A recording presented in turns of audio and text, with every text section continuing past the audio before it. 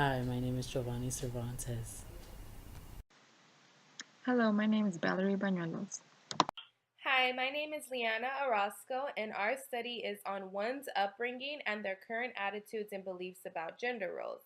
I will be discussing the background, parts of the demographics, and the discussion of our study.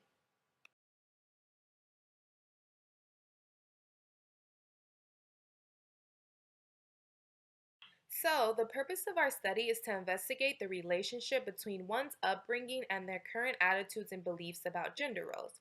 So, I guess we'll start off with a little bit of background on this subject. Research shows that gender roles are learned through dominant agencies of socialization.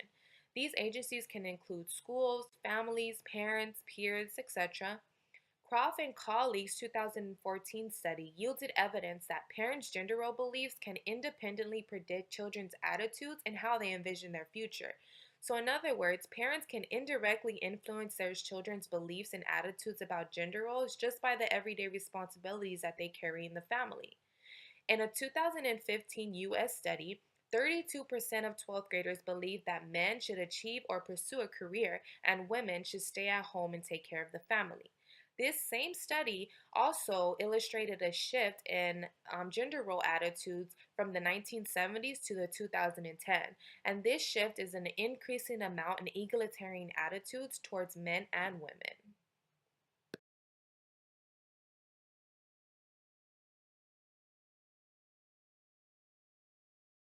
So, although past research and evidence shows that parents and families do have an influence on children's beliefs about gender roles, this study deserves attention because it aims at a new population.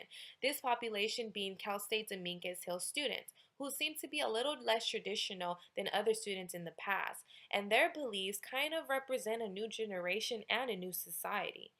This study provides information on current trends and attitudes about gender roles among CSUDH students and what influence their upbringing has had on these beliefs. We aim to find out if the findings from previous studies match the findings we will discover amongst Cal State Dominguez Hill students.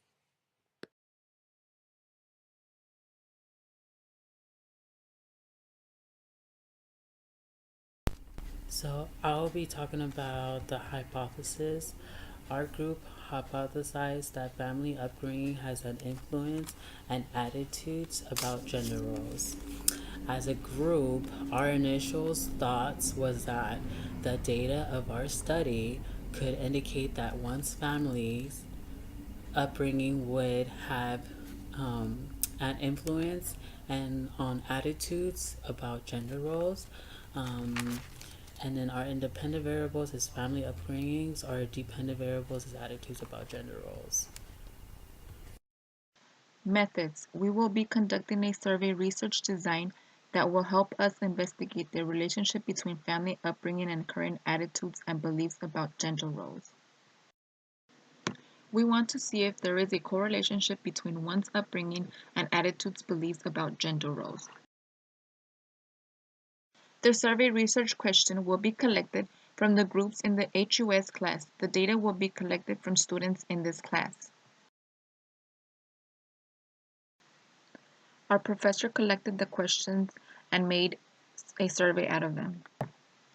We decided to go with a correlation to test a group's hypothesis. A survey was created by collecting two questions from groups of students in the HUS 460 class at Cal State Dominguez Hills. Our group contributed two questions to collect the independent and dependent variable.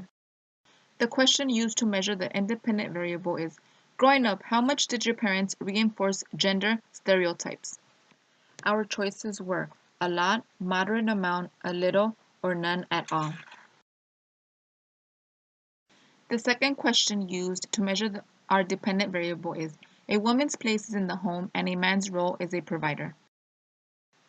The choices for this were strongly agree, agree, neither agree, or disagree, disagree, or strongly disagree.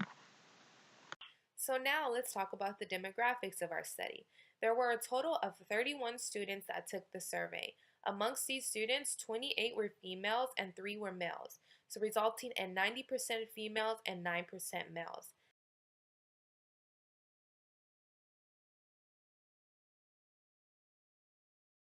As far as age, this ranged between the highest being 21-year-olds and 26-year-olds, and the lowest being 27 to 29-year-olds. Moving on to ethnicity,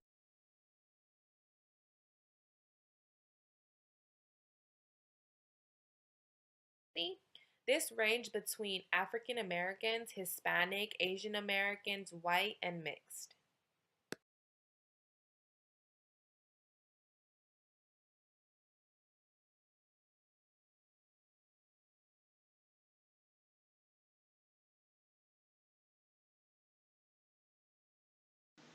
This histogram demonstrates our independent variable as mentioned before.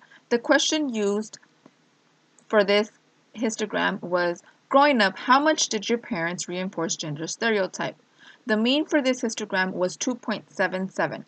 The most frequent answer amongst the students was a moderate amount, and the second most frequent answer was a lot.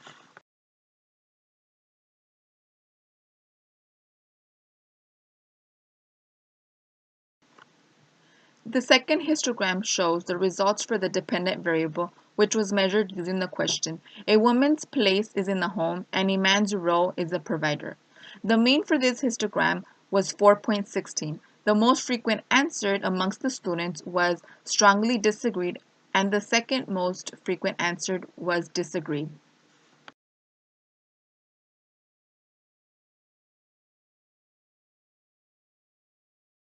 Next, we will be talking about scatter plot. Using the correlation test, it was revealed that there is no significant correlations between the dependent and independent variables, which would be noted as r equals negative 1.50 and p is being greater than 0.5.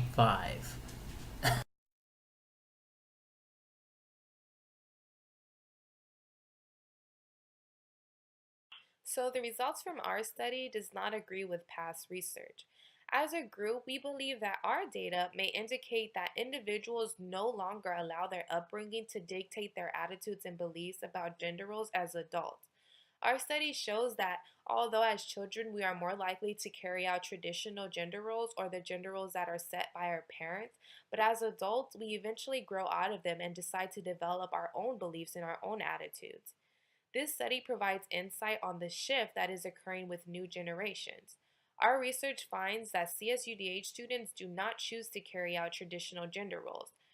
Our study shows that despite how one is brought up, CSUDH students choose to create their own beliefs and attitudes as adults about how they choose to carry out their gender roles.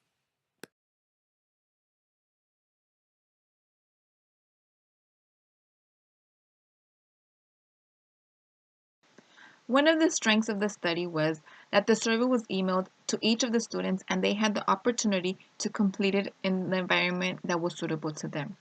This gave them the comfort of not being judged. Another strength was that the survey was designed for college students and it was relatable to them. The students that completed the survey are human service majors and the study was relatable to this field.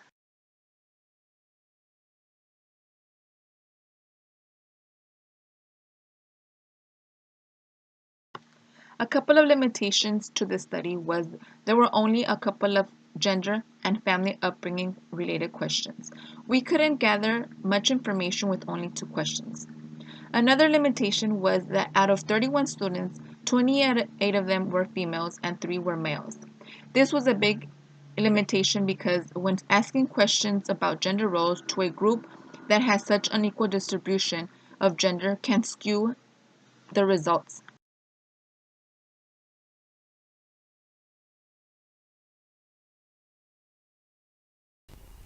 That concludes our presentation. We had the learning experiences and managed to work as a team and put our strengths to good use. And I appreciate and thank all of you.